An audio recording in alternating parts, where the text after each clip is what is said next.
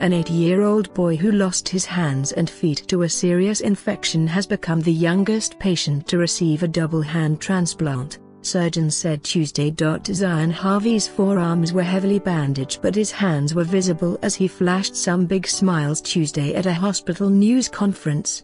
He demonstrated his still delicate grip and described waking up with new hands as weird at first, but then good. The boy, from the Baltimore suburb of Owings Mills, Maryland, received the transplant earlier this month at the Children's Hospital of Philadelphia, though doctors did not publicly disclose the nearly 11-hour operation until this week. A 40-person medical team used steel plates and screws to attach the old and new bones. Surgeons then painstakingly reconnected Zion's arteries, veins, muscles, tendons and nerves. "He woke up smiling," said Dr. L. Scott Levin, who heads the hand transplant program. "There hasn't been one whimper, one tear, one complaint."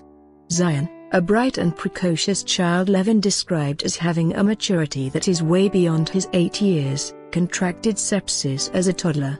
The resulting multiple organ failure forced the amputation of his hands and feet. By age 4, he needed a kidney transplant, receiving the organ from his mother. Leg prosthetics have allowed Zion to be very active, including walking, running and jumping.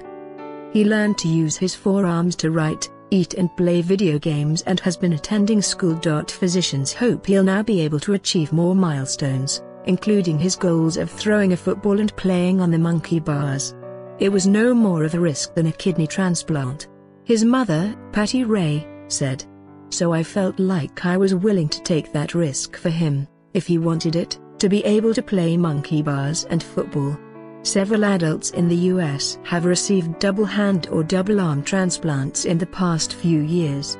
Hospital officials in Philadelphia believe Zion is the youngest person to have the surgery, which requires a lifetime of immune-suppressing drugs to ensure the body doesn't reject the new hands.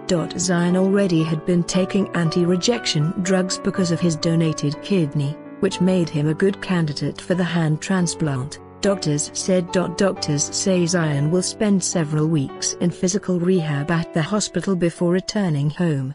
2 rows of relatives attended the news conference, and they stood to be recognized at Zion's request. "I want to say to you guys, thank you for helping me through this bumpy road," he said. The donor's family chose to remain anonymous.